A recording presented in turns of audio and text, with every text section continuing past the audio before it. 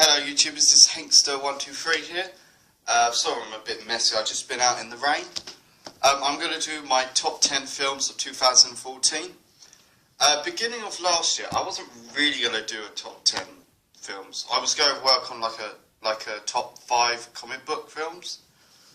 But I think halfway through the year, I got loads of money and I really want to take my my film career to a whole new level, or film criticism.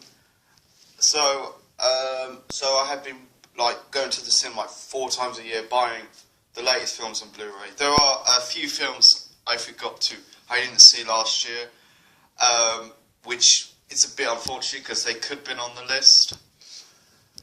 And there have been quite a lot of films. I will do an honourable mention list, but I got like 20 films or something like that, so I put it on the description down below. So yeah, let's start off with number 10 now, guys.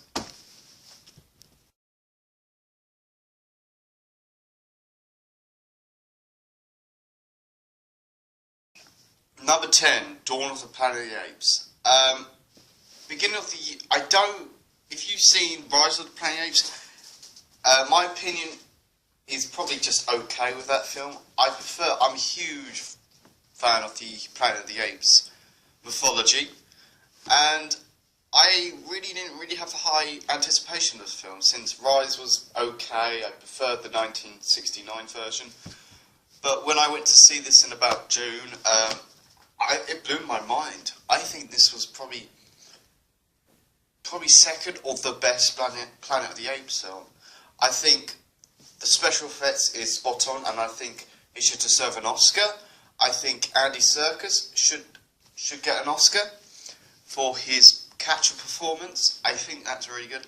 The story was really good. I think the weakest bit of the film was all the people, but I do like the whole world apocalypse storyline going to it, and I'm really looking forward to the 3rd installment in, I think, 2017. So number 10 is Dawn of the Planet of the Apes. Now moving on to number 9 now.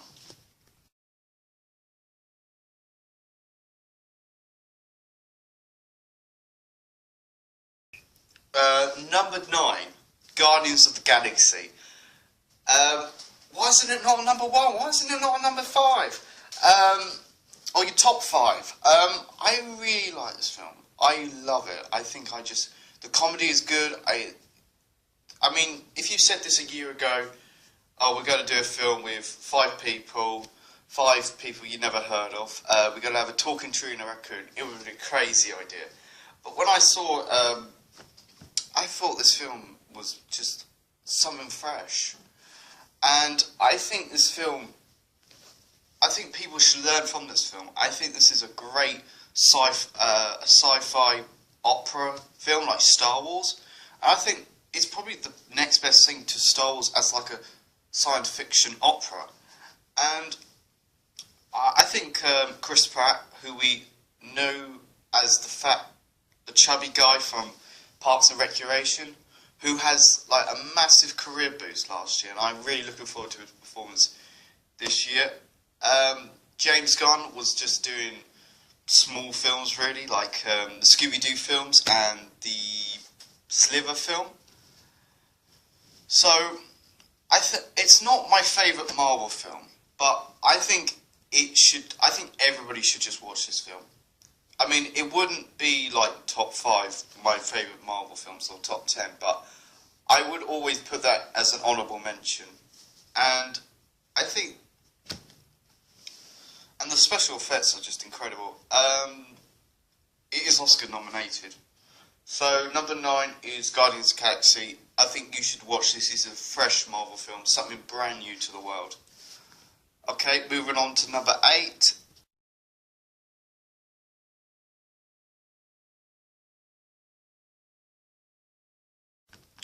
Number 8, the Lego Movie.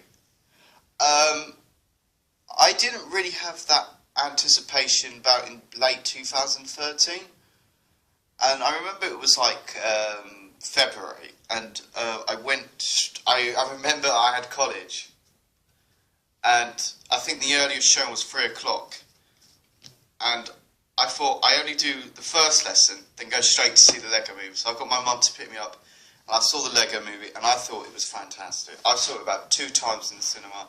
I will get on Blu-ray at some point. Don't know when, but I think this film is just—it's incredible animation. It had, I think, a great cast, great concept to Lego, because it's kind of like, are we too old for Lego? No, I don't think so. So I think this, and I think this film, I can't believe it didn't get an Oscar nomination. I think it should have won an Oscar, but I can understand if it wasn't like 100% animated, or was it commercializing toys. I don't have a reason yet, but this film is probably the best animated film of 2014. I think it's better than Frozen, to be honest. I'm same level with Frozen, but it feels like this film should get more than it deserves. Okay, moving on to number 7.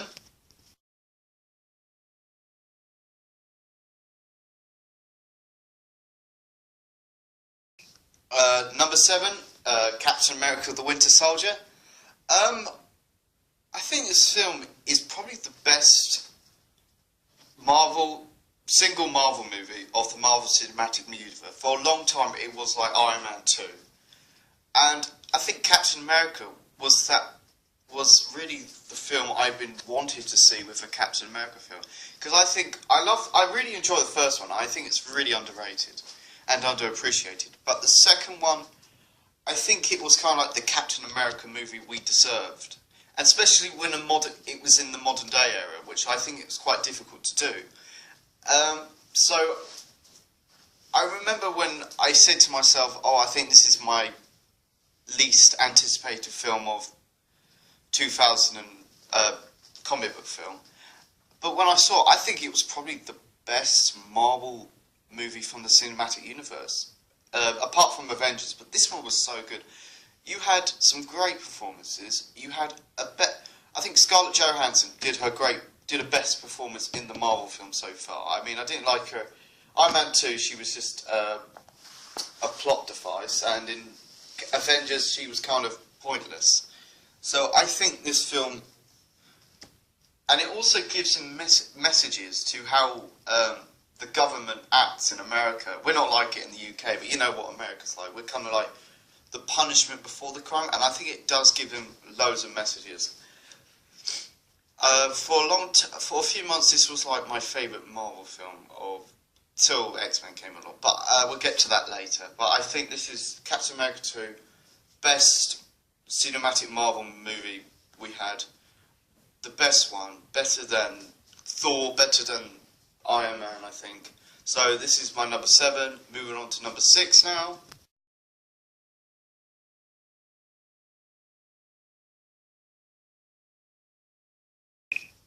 Number 6 is Frank, starring Michael Fassbender, who is actually my favourite actor of all time, along with Edward Norton and Tom Cruise.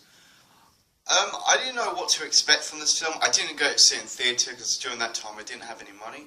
But I brought on Blu-ray for my birthday, and I just loved it. I thought it was probably, during that time, I thought it was the second best film of the year, because it was something fresh. It was like a small indie movie, and I think Michael Fassbender, he's under that mask all the time, but he always gives a great performance. You could tell his voice was just in it for the film, and I like the comedy in it. It had some dried comedy, but I think it was so good. Throughout the film, it got darker and darker and darker. But I think that film, it's just, as the dark elements came in, the film just got more intriguing. And I think it's still a film that I just want to watch right now, because it's just so incredible. And I think it's probably Michael Fassbender's best performance. I think it should deserve. I think it's very underrated and underappreciated film, and I think you should check it out. So coming in at number 5 now.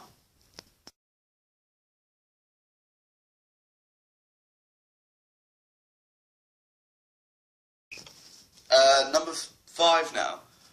Film directed by David Fincher, and that's Gone Girl. Oh my god, I've probably seen this film like 3 times. And this film just blows me away every time I watch this film. I think it's just such, these two couple absolutely hate each other, but they do nothing they don't get a divorce, they don't split up, they just cause each other pain. And that's something like you don't really see in films, or you don't really see in relationships. They normally split up. But I think that's marriage. I didn't know what to expect from this film. I thought, oh, they forgive each other at the end of the film. No, I think this film is just great. I think it's probably arguably the best David Fincher film, along with Fight Club and Seven. Rosamund Pike should definitely... I'm glad she's Oscar nominated, but I hope she wins an Oscar. If she wins the Oscar, I would be happy. My head was just mind blown. I mean, it starts off with a nice, happy story. Then halfway through, you start to feel sorry for Rosamund Pike's character, how Ben Affleck had treated her. Then, at the second half, you feel sorry for Ben Affleck's character, what Rosamund Pike's trying to do to Ben Affleck. And I think it's just incredible. And that film always creeps me out every time. So, number 5 is Gone Girl. Moving on to number 4.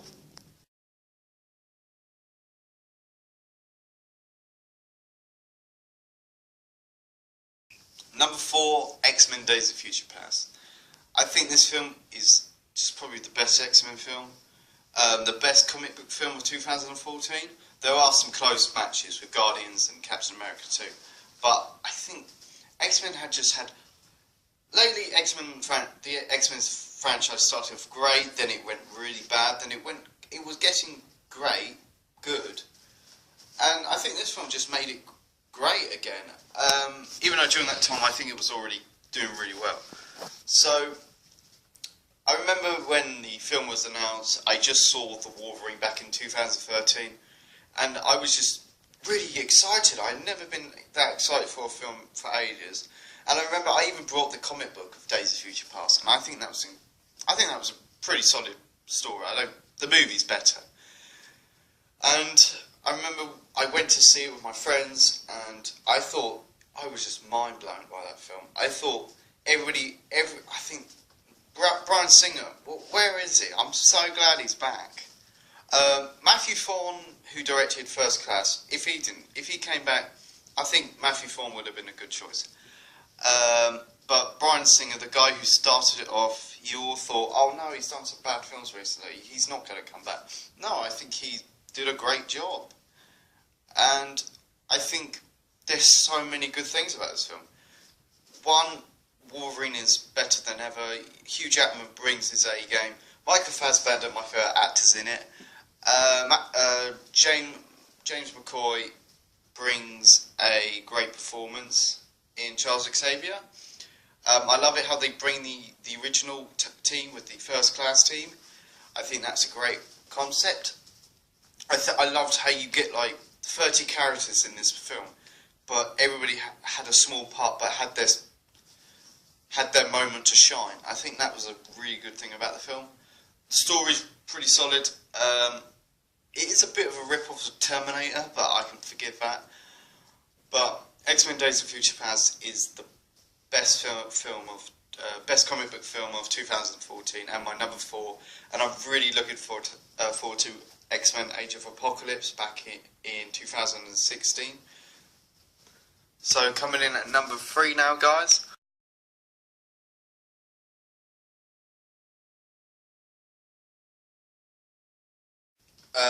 Number 3 now is Birdman. Why isn't it not on number 1? Why is it not on number 2? I think there was times when I was pulled out from the film, but that was just it. But I think Michael Keaton brings his best performance. This is Edward Norton's best performance in years. Emma Stone does a good job. I think this is a film that really, really just gives in loads of messages to the people. Sorry, I'm just playing with my hair. But I think this film is so clever in so many ways. And I love it how you filmed it long shot, even though it doesn't look that well done. But I think not well done, I mean like, it doesn't look all that convincing, but I think it's well done.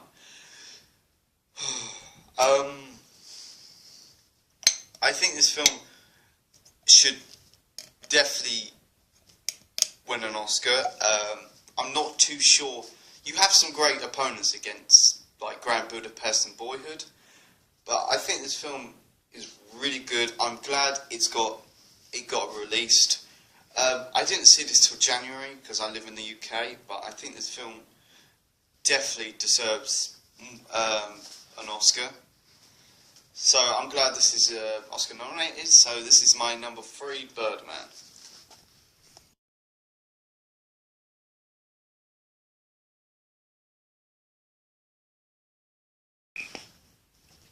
Number 2 is American Sniper. I know a lot of people are saying this is an okay film. It doesn't need to be. It's not Oscar nomination. But I think this film is so good. I really think so. This was so close to be number 1. And I think it deals with so many problems in Afghan or in the wartime, wherever it is. But I think this deals with some really difficult concepts. And it's not over the top in some ways. It's not like, oh, I need to go there. It's my honour. It's my job. No, he wants to go there, just to make a difference. And you see this character, the American Sniper. You see him through the film. He gets more damaged and more damaged. And when you get to the ending, you realise, oh, he's better. In a spoiler alert, but you know he's going to get damaged again, but not in a different way. And I think, and it really deals with a really difficult subject in wartime and lose focus on your family, then at war. And I think this film is just incredible. I didn't expect much. I wasn't going to expect much from this film, but when I watched it, I was just blown away, and I was like, I must watch that film again. And I think this film is just an incredible film. Deals with some difficulties out there in the world. And Bradley Cooper, I think I will defend him because he should get an Oscar nomination. I mean, he has got it, but I think if he won an Oscar, I would have been happy. I would have been thrilled because he brings a great performance. Not the best performance of 2014, but he gives in a great performance. You could tell he put a lot of effort into it. So this is my number 2, and I think American Sniper is very underappreciated, and I think you should go and watch that right now, because I think it's very handled really well by Clint Eastwood, who's a great director. I mean, lately he has done bad films, but this is like he goes back on track with American Sniper. Alright, moving on to number 1 now.